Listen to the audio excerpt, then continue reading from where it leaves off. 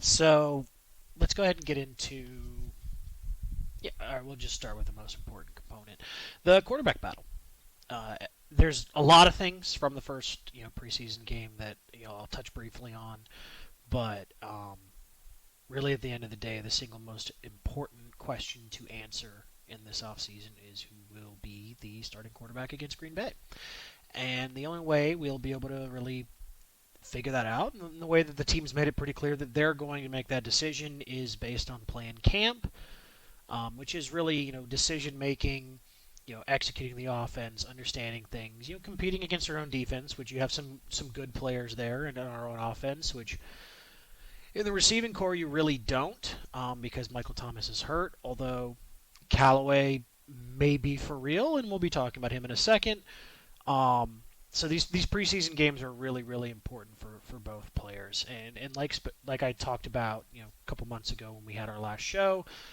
Um, Really, one of the most important things here is which of these two players has better adjusted to their weaknesses.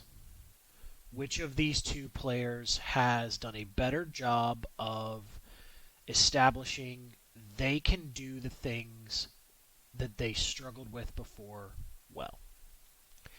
And whichever of the two of them has established that is going to be the one that wins the starting job. If neither of them show that, then somebody is going to be gifted the starting job, and that's the scenario that we're all afraid of. Because if nobody wins the job, that's a problem. That means neither of them performed well enough to take it from the other. Um, that's not good. Fortunately, at least based on the first preseason game, I don't think that's going to be the case. We're certainly not, you know, this isn't an Indianapolis or Green Bay situation where you're going from a all-time great Hall of Fame quarterback to an all-time great Hall of Fame quarterback.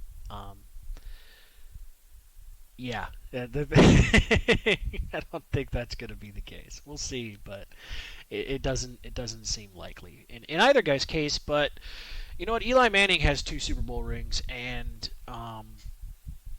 there's a lot of guys in the league that are a lot better than Eli Manning. There just were, but he was good enough to win, and on good enough teams to win, and good enough to not make them lose when given the opportunity. And that's a lot of what winning football is about.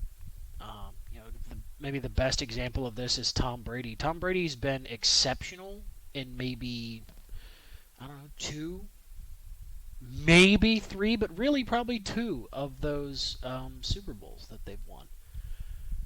Ironically, in one of maybe his best Super Bowl performance, not just statistically, but just overall, was in one he lost against the Eagles. Brady was incredible, but that Philly team just they were a team of destiny that year.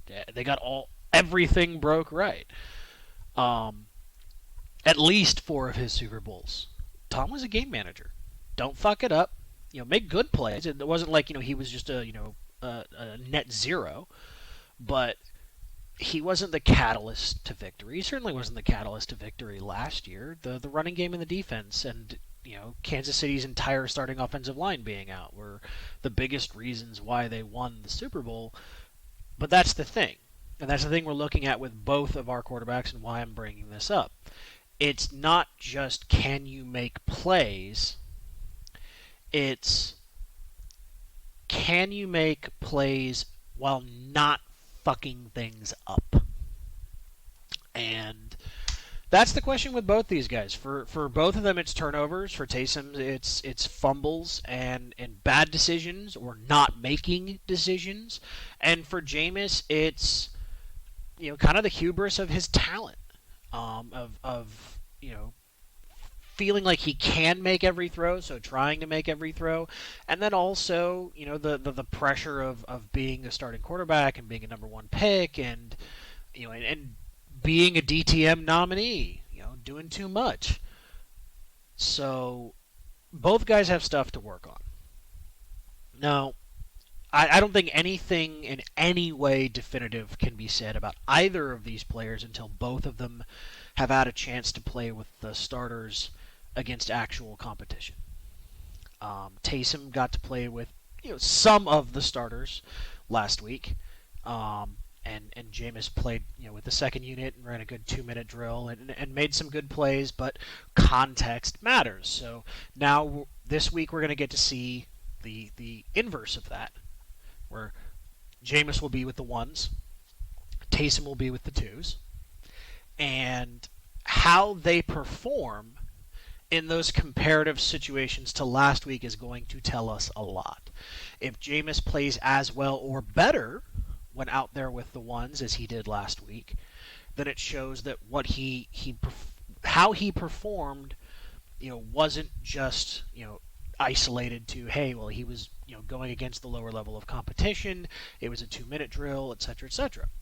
But the same is true for Taysom. If Taysom looks as good as he did last week, for the most part, we'll get into the issues in a second. We're starting positive today. If he can look that good for an extended period of time, playing with the twos and against the opponent's twos, then it shows that he has really made progress. The biggest issue that Taysom had last year in that 4-game stretch was, Drew Brees was gigabit internet speed. Taysom was DSL. He was just not processing information even remotely close to as quick as he needed to. And if the reads weren't obvious in there, like he wasn't pulling the trigger, he wasn't trusting it, he wasn't throwing with anticipation. And yeah, they went 3-1, but I mean, they could have very, very easily have been 1-3 or 0-4 in those games. And some of that's similar to what Teddy did, the previous year, which Teddy Bridgewater also not really a starting quarterback. So that's kind of the comparison you need to be above. You have to be better than what Teddy has been if you're going to be the starting quarterback, especially in a roster that is still built to win. And we saw some of those things from Taysom. 2 plays in particular I really, really thought stood out. One was fairly early in the game. I think it was it was a 3rd and 7 or 3rd and 10, somewhere sort of along those lines. Hits Marquez Callaway on the left side for a first down. What was really nice about it is he handled the pressure, great ball placement, but he was quick and decisive. It was boom, boom, here's what's going on, there's my guy, move it. And those types of throws and those types of quick executions, those are what he has to show he has the ability to do, or it is not possible for him to win this job, because it's not possible for him to play as a starting quarterback in this league. The other play was, breakdown and pressure, roll out right, throw. I think it was about 25, 30-ish yards to Callaway along the right-hand side. Taysom was terrible throwing on the move last year. Now, I think part of that is, so throwing on the move is, it's a lot more challenging than people think it is. And Taysom, number one, is not a great mobile quarterback. He's a great runner who plays quarterback, but he is not a good mobile quarterback. He's got bad pocket instincts. He doesn't have great feet. He does not see rushing lanes. But straight line, he's a problem. So that's the kind of the caveat in there. But throwing on the move requires you to adjust your mechanics so that you can still deliver an accurate ball off of an awkward platform. That's not easy. I do this all the time. If you've ever played basketball, so I'm right-handed. So one of my favorite plays, it's the obviously not at the same level, but it's the Jordan Kobe shot. It's the fadeaway over the left shoulder. So, one dribble, shoulder into their chest, spin back, create separation, fade away. Love that shot. Really difficult to guard. Ton of fun to do. But shooting a fadeaway over your right shoulder, way, way harder. shooting it over your left shoulder is really, if you can play, it's a fairly natural shot, especially if you're a guard. Shooting over your right shoulder really requires excellent mechanics, but it's a little bit more of an awkward shot. It's not as natural. The spacing is different. It's personally the best approximation I can give to kind of explain, how throwing on the move is so hard. You're really changing up all of those little minute micro movements that go into delivering a great pass as an NFL quarterback. Well, you're now having to make different adjustments. You're having to break muscle memory and kind of rely on instinct and feel and talent to still deliver an effective pass. Last year, Taysom Hill was terrible at that. Terrible. Nick Underhill, I think he said on his podcast recently that he's been doing it a lot in camp. Again, I'm not at camp. I don't see that. But that play in the game was really good to see, because if he can deliver off-platform throws, it allows you to do a lot more to expand the offense and customize it to his skill set. And one of the first things I would be doing with Taysom is I would be running a lot of play action, but also a lot of bootlegs. And the reason I would be running both of those is his ability to run. When you're running, play action, you're going to create opportunities, for lanes to open up and him to just take off. But you're doing the same thing on a bootleg. But because there's the pressure of him being able to do that, you're going to create passing lanes down the field and opportunities for guys to make big plays. But none of that matters if he can't deliver the ball. Because if he can't capitalize from a passing perspective on those plays, then they're kind of a double-edged sword. Yes, you've created an advantage, but if the opposition doesn't fear option 2, they're just going to go all out on option 1. And you're fucked, because you're creating an advantage by essentially doing an overload in either of those situations. You're overloading the opposition towards a particular thing, trying to create a weakness. And if you're not able to capitalize on the weakness, you're going to have a lot of problems. And so, and not to mention the play doesn't work. They don't fall for it. They don't take the bait, so to speak. So seeing him make that for throw in particular was really good to see. With Jameis didn't make... Now, obviously, he's not Drew. We're all going to have to adjust to this. We're going to see our quarterback make non-perfect passes, which is new for us. But Jameis didn't make any throws, my opinion, that he would want back from a decision-making standpoint. The interception was actually the right throw. It was on target, hit the guy in the hands, dude tipped it up, and... it became a pick. If little Jordan Humphrey catches that, we're having a completely different conversation about Jameis. And when you're analyzing, you're not analyzing the play, you're analyzing the player. You're looking at their decision-making and execution for their part of the equation. Now, if he didn't throw a catchable ball and little Jordan Humphrey tipped it up and it got picked, that's on him.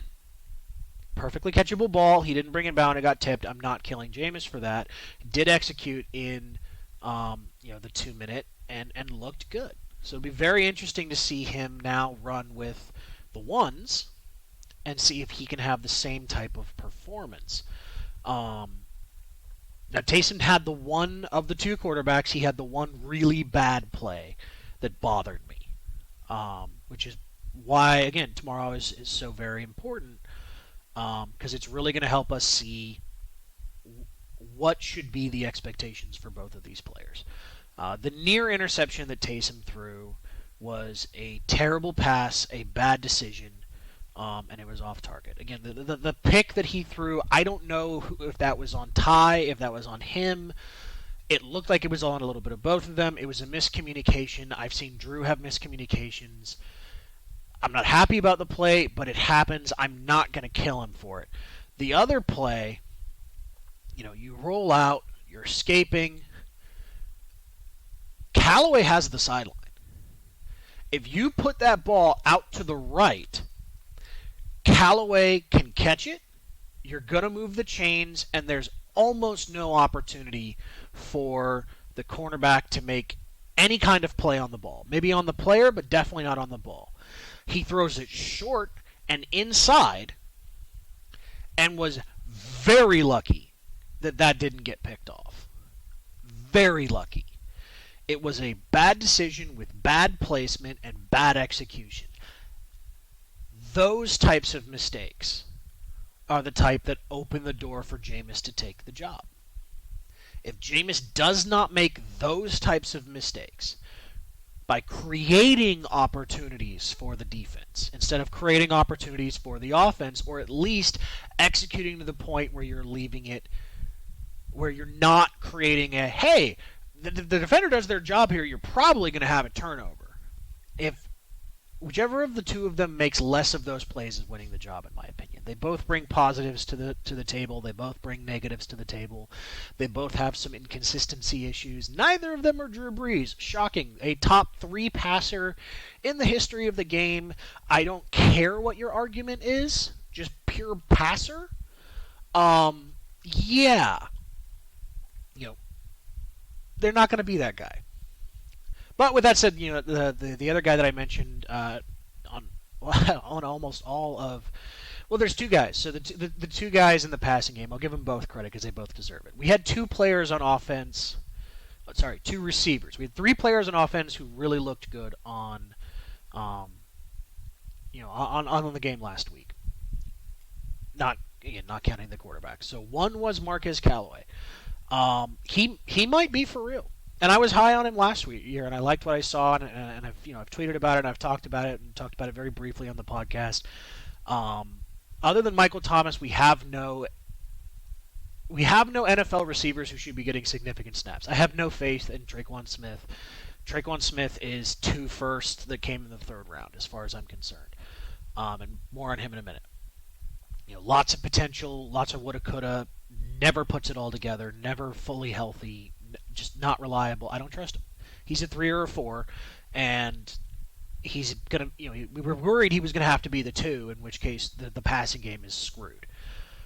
Marquez Callaway, Taysom Hill wasn't just throwing to a wide open guy because coverage broke down. Marquez Callaway was winning routes and getting open. And even on, like I said, the near interception, Callaway had the correct position. If Taysom places that ball to the outside, Callaway's probably getting the first down, and if he's able to stay in bounds and break a tackle, may have made it a much larger play. I was really impressed by the way he played. I'm very interested to see how him and Jameis play together in tomorrow's game. The other guy that really stood out was Juwan Johnson, who has been kind of the talk of camp. Underhill's talked about him. Holder's talked about him. Jeffy Boyce. I mean, really, everybody who covers the team has talked about Juwan Johnson. Converted wide receiver. Undrafted guy, which for there was a time period where undrafted guys making the Saints roster was a calling card. There was a time where that was a bad thing because our defense was so bad it was full of UDFAs and we were terrible, but there were lots of times where UDFAs have made our team and made a difference, and we might have another one here. We really might have 2. Marquez Callaway looks like a legit NFL receiver. He seems to be a player. And Juwan Johnson as a converted wide receiver, I'm not going to put Jimmy Graham on him because Graham was just different. People forget. Quote Roy Jones on that one. But he is very intriguing. moves well, moves fluid. Obviously, former wide receiver can run the routes, but he's big enough, he's physical enough, and I'm only invoking this name because of the irony of the comparison. But he's kind of an inverse Marcus Colston. Marcus Colston was a tight end who got converted to wide receiver, and John Johnson is a wide receiver who got converted to tight end. And frankly, there really isn't any difference between a seventh round pick and a UDFA. So it would be pretty cool if he turns into a really good player for the Saints, kind of as an inverse Colston. But I really liked some of what I saw from him. It'll be really cool to see over the next 2 games, how well he performs, and if he continues to play as well as he has. So let's go over to the defense. Not to don't want to drag this out forever. We'll talk about tomorrow's game here in just a second. As far as like what I want to see. Oh right, Tony Jones. Jones looked really, really good. The fumble was bad. Everybody on the Saints roster was absolutely determined to fumble the ball on last week's game. I'm not going to kill him for that unless he does it again. But I really like the way that he runs. He should be RB3, and I could really see him taking over RB2 before the end of the season if he's able to keep this up throughout preseason. He's built for the type of blocking that we do. We have a great offensive line. He's got that one cut and go ability. He gives you a little bit of a different look just as a runner to Kamara. He's explosive. He's straight line. Kamara's a guy that it should be a 4-yard tackle for loss, and all of a sudden it's a 27-yard touchdown. Because he just makes guys miss, and he's impossible to tackle, and he's so smooth and so smart as a runner. Jones ain't that guy. What he is though is a cut and go runner. And you kind of what Mark became at the end of his career here in New Orleans, when he was when him and I called it rhythm and bruise. Him and Kamara. He was that kind of runner, and it was just okay. There's my lane and go and hit it. It's nice to have that. And then Latavius is that kind of guy too. Not as fluid as Jones, but obviously more powerful, larger. I really liked a lot of what I saw from him. I'll be watching him very closely the next couple of games. He's interesting to me. Going to the defensive side, there's 3 guys that stood out. I didn't make this up, but don't vax me, bro. Paulson Adebo, refuses to give coverage for his body, but played pretty damn good coverage in the game. I think he was targeted like 7 times, gave up like 30-something yards, a little bit less than that. Played really well, pass breakups, almost had a pick, played the ball. Really impressive from a guy who sat out all of last year, clearly did not spend it on the couch. He was working on his game. He was working on his technique. There's still some things he needs to clean up, but that was encouraging. Now, part of that is Baltimore is maybe the only team in the league that has an argument for having a worse receiving core than the Saints. With healthy Michael Thomas, I think they're probably the only team in the league that has a worse receiving core than the Saints. Their receivers are trash. So the Jaguars receivers aren't trash. It'll be interesting to see how he performs against them. But regardless, I liked what I saw. 2 firsts, Marcus Davenport absolutely dominated his matchup, as he should have. No sacks, which would have been nice to see, but was just manhandling pretty much everybody that was put in front of him, and that's really what he should be doing. So it's encouraging to see him doing that. I don't care the circumstance, because he's just been so inconsistent, and so much of his issues are mental. And then last but definitely not least, Bond lives. The guy we were worried might be a bust. Or, the next Ninkovich, where we just don't know how to use him, and then, he goes somewhere else and he's a freaking stud, and Sean Payton's bitching about it 12 years later. Maybe not. He looked really good. We actually stopped a bootleg. We never stop bootlegs. They're like freaking death to this defense. It sniffed it out. Really good job of just reading and reacting. Fluid in space. Good first step. I have nothing but positive things to say. We've seen a lot of reports that he's looked really, really good in camp. He looked really, really good in the game. I'll be very interested to see how he plays the next two games. He's intriguing as hell. If that's what he's going to turn into as a player, if that wasn't just a mirage, then that is really, really, really encouraging. And that's kind of everything from last week. Just kind of sum it up. Taysom and Jameis were even for me for the vast majority of things. The only difference being that Taysom had one major mistake that was on him, and Jameis didn't. We still have 2 games to get things figured out. Tomorrow is obviously one of them. That's the number one thing I'm looking for tomorrow.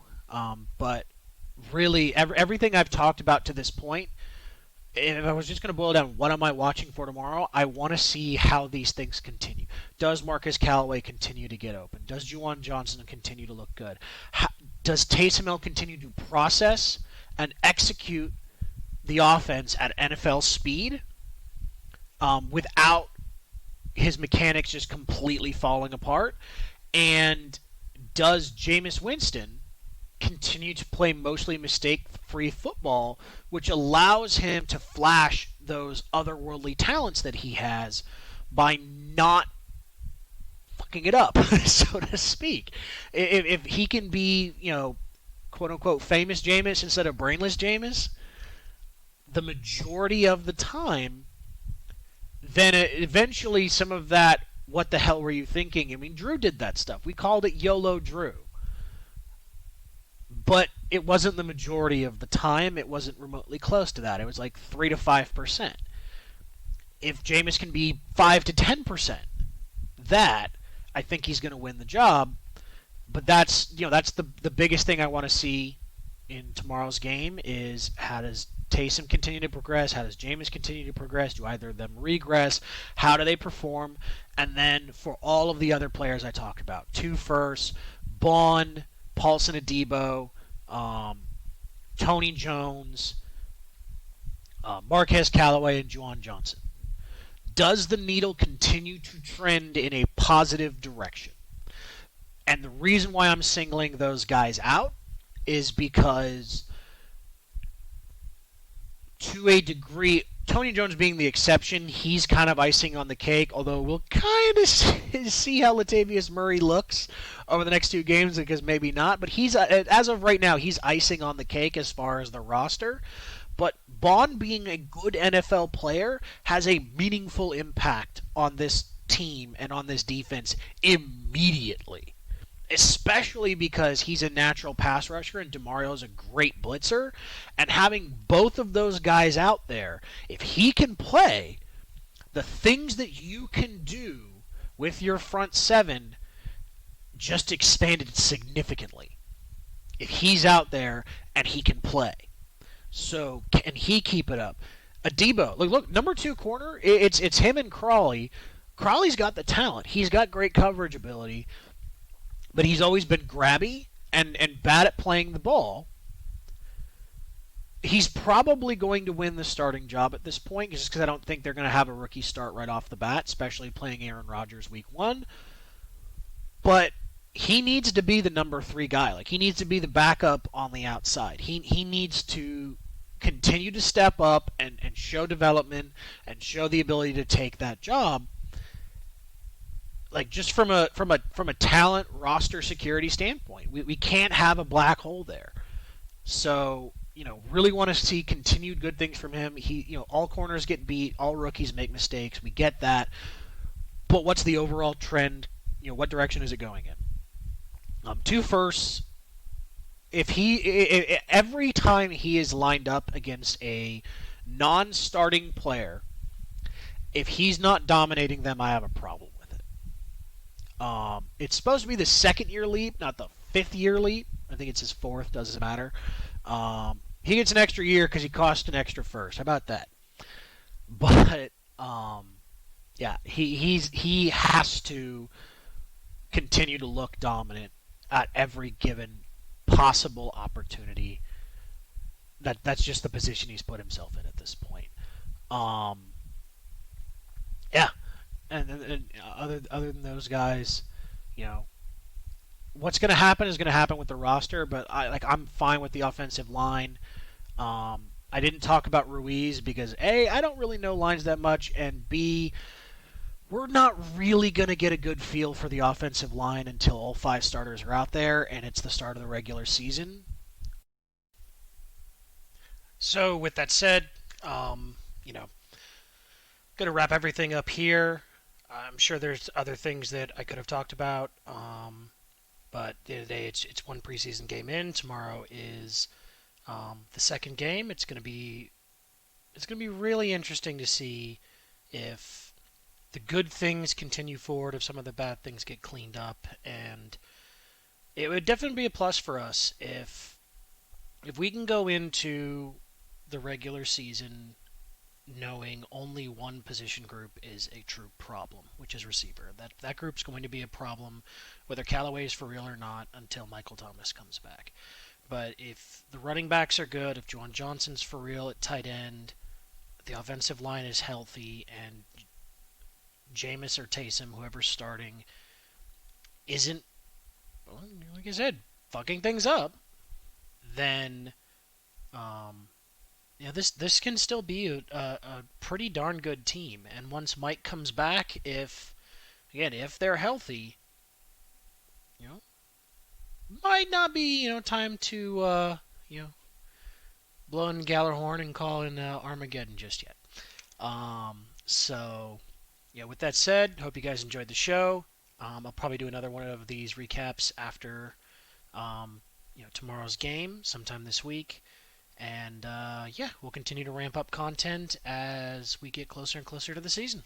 Have a good one, everybody.